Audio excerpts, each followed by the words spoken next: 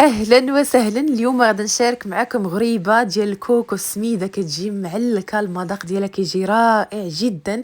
تبعوا الفيديو من الاول حتى الاخير باش تعرفوا الاسرار ديال هاد الغريبه باش كتنجح معنا. وغنعطيكم المقادير مضبوطه: 6 البيضات بحراره المطبخ، 2 كيسان عنبه ديال الزيت، 2 كيسان عنبه ديال السنيده. غادي نحتاجو ملعقه ديال الزبده تكون بحراره المطبخ، وملعقه ديال الكونفيتور كيعطيها واحد المذاق زوين.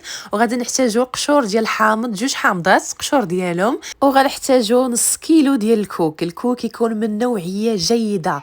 تاكدوا الكوك يكون مزيان باش تنجح معكم هاد الغريبه. وبطبيعه الحال باش تعرفوا راه اللي مزيان ولا ماشي مزيان، خذوه من عند اللي العطار اللي كتاخذوه من عنده. دابا هاد الكيلو انا خديت كيلو ب 60 درهم، كاين ديال 40 درهم ولكن كيكون شويه مغشوش يعني. واخا دابا راه ما تعرفيش تفرزي ما بين الكوك المزيان والكوك حيت بجوجهم حتى المغشوش ولا مزيت، يعني بحالو بحال الكوك المزيان غتعرفوه غير من الثمن. بحال دابا انا خديته 60 درهم باش خديته الكيلو، يعني نوعيه ممتازه. غنحتاج 2 خمارات و2 فانيات. غادي نحتاجو نص كيلو ديال السميده ديال الحرشه، يعني 4 الكيسان ديال العنبه يعني هي نص كيلو.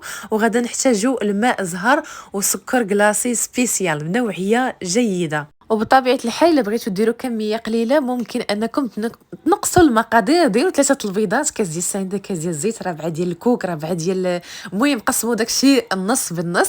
غادا نجيبوا واحد البانيو غنديروا فيه البيض ديالنا اللي كيكون بحراره المطبخ هكا باش كتجي الغريبه ديالنا ناجحه. غنزيدوا عليه